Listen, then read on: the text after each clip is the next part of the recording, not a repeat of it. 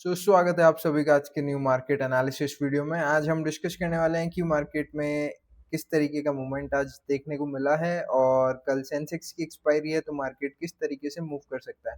तो आइए चार्ट्स पे चलते हैं। सबसे पहले हम डिस्कस करेंगे वन डे चार्ट्स की मार्केट में एक्चुअली क्या चल रहा है।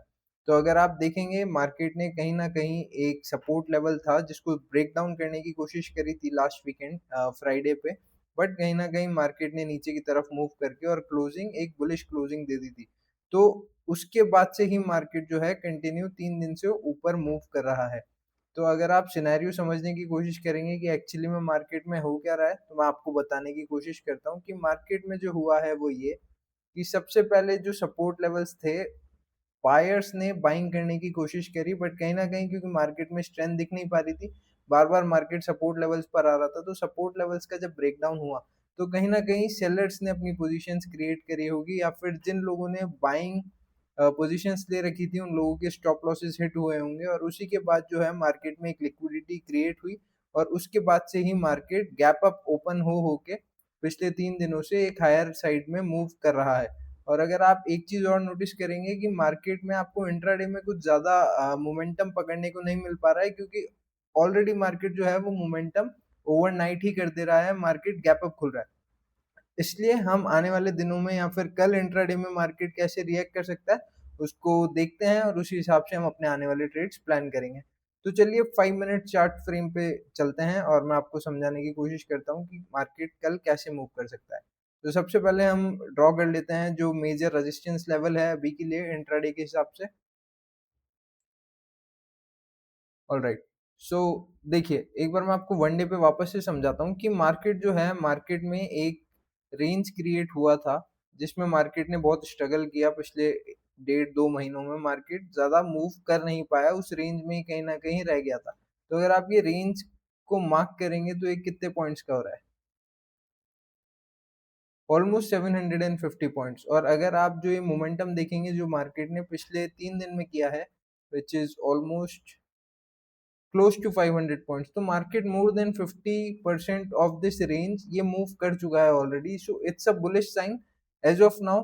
ठीक है, मार्केट कंडीशंस कैसी है, बहुत ही क्लियर कट अभी डायरेक्शन है नहीं, बट हालांकि हमको देखने को मिल रहा है कि मार्केट में बुलिश मूव आ रहा है। एक लिक्विडिटी ग्रैब होने के बाद मार्केट में एक अच्छा मोमेंटम आ रहा है, तो ओवरनाइट मार्केट गैप अप खुल रहा है, which is a good sign कि मार्केट में कहीं ना कहीं स्ट्रेंथ है और बायर्स एक्टिवेट हो चुके हैं।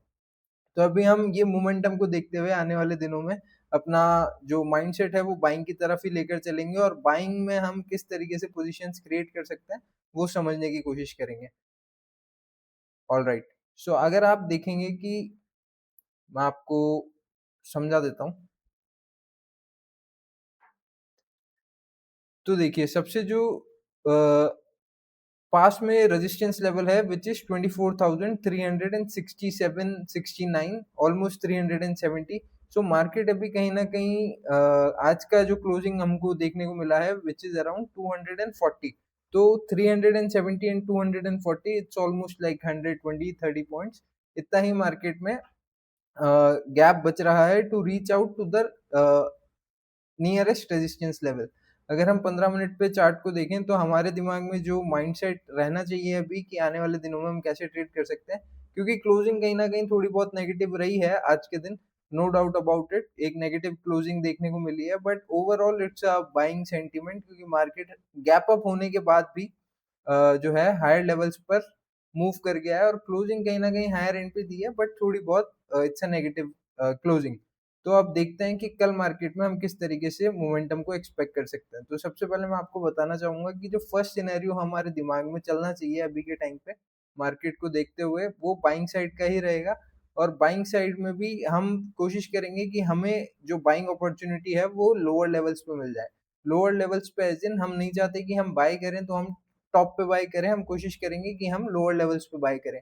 तो आज की क्लोजिंग को देखते हुए अभी मार्केट कंडीशन जिस हिसाब से कल हो सकती है, उस हिसाब से मैं आपको समझाता हूँ कि बहुत ज्यादा प्रोबेबिलिटी है कि मार्केट फ्लैट गैप अप या गैप डाउन खुल के अगर हमको एक फर्स्ट सेलिंग स्विंग दे देता है, एक फर्स्ट सेलिंग स्विंग अगर हम लोगों को मिल जाता है, और मार्केट लोअर लेवल्स का ब्रेकडाउन भी करने के बाद, फर्स्ट सपोर्ट के बाद अगर उसका ब्रेकडाउन भी कर देता है, तो हमको देखना है कि क्या मार्केट में मोमेंटम हो पा रहा है सेलिंग साइड में।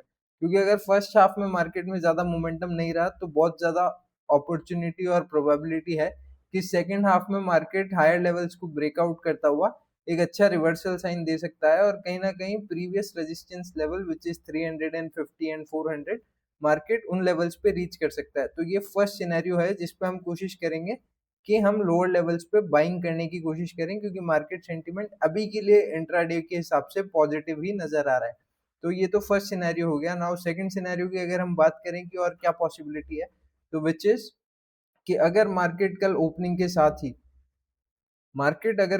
के साथ ही हमको एक बाइंग स्विंग देखने को मिल जाए और फर्स्ट हाफ में बाइंग स्विंग सस्टेन करता हुआ रेजिस्टेंस लगाने के बाद अगर मार्केट हायर लेवल्स होल्ड करने की कोशिश कर जाता है और अगर सेकेंड हाफ में हमको एक ब्रेकआउट देखने को मिलता है with a good closing candle और एक वॉल्यूम के साथ अगर हमको ब्रेकआउट देखने को मिलता है, तो बहुत ज्यादा मैक्सिमम प्रोबेबिलिटी है कि मार्केट फर्दर लेवल्स की तरफ भी पहुंच सकता है। कहीं ना कहीं जो प्रीवियस रेजिस्टेंस लेवल्स हैं क्लोज टू 24,500, मार्केट इन सारे लेवल्स के आसपास बहुत इजीली पहुंच सकता है अगर सेकेंड हाफ में ये सिनेरियो क्रिएट होता है। तो कल के लिए ये दो ही जो है बुलिश सिनेरियो हम माइंड में लेके चलेंगे।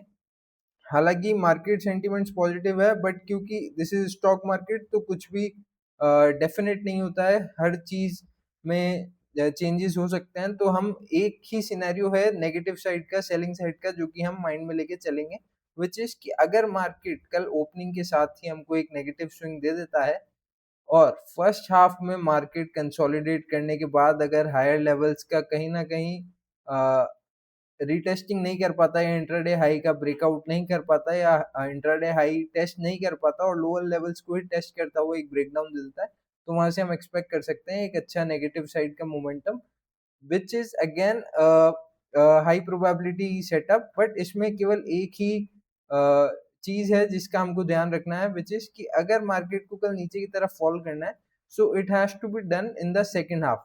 मतलब अगर ये मार्केट मोमेंटम सेकेंड हाफ में क्रिएट होगा तो ही ये एक अच्छा सेटअप बन पाएगा, क्योंकि कल एक्सपायरी भी है सेंसेक्स की। तो लास्ट टाइम में या फिर आखिरी के 1 2 3 घंटे में मार्केट एक अच्छा मोमेंटम दे सकता है नीचे की तरफ, क्योंकि अभी करंट सिनेरियो बाइंग का है। तो मोस्टली पीपल, हो सकता है कि लोग जो है अपनी पोजीशंस लोअर लेवल पे बाइंग की बना के रखें, बट मार्केट कहीं ना कहीं थोड़ा बहुत स्पाइक देकर और अल्टीमेटली नीचे की तरफ मूव कर सकता है। तो इन चीजों का हम ध्यान रख सकते हैं। तो हमको बहुत ही पेशेंस के साथ ट्रेड करना है कल। मनी मैनेजमेंट और रिस्क टू रिवॉर्ड का खास करके ध्यान रखना है, क्योंकि अगर आप फॉलो नहीं करेंगे तो आप अननेसेसरी लॉसेस लेंगे और उससे होगा कुछ भी नहीं, आपका अकाउंट वाइप आउट हो सकता है, आपका कॉन्फिडेंस लूज हो सकता है। तो अगर आपको मार्केट कंडीशन समझ में नहीं आ रही है तो आप इग्नोर कर सकते हैं। हर दिन ट्रेड करना जरूरी नहीं होता है। आप अगर इग्नोर करेंगे तो आपका अकाउंट सेफ रहेगा, आप नेक्स्ट डे ट्रेड कर सकते हैं जब भी आपको एक अच्छा अपॉर्चुनिटी दिखे। तो ये तीन ही सिनेरियो हैं कल के लिए जिन तरीकों से मार्केट रिएक्ट कर सकता है, और इसके अलावा कुछ और सिनेरियो बनता है तो मैं पर्सनली उसको ट्रेड करना पसंद नहीं करूंगा। तो आज के लिए इतना ही दोस्तों, बाकी हम मिलते हैं कल और डिस्कस करेंगे कि मार्केट नेक्स्ट डे कैसे रिएक्ट कर सकता है। So thank you so much and good day.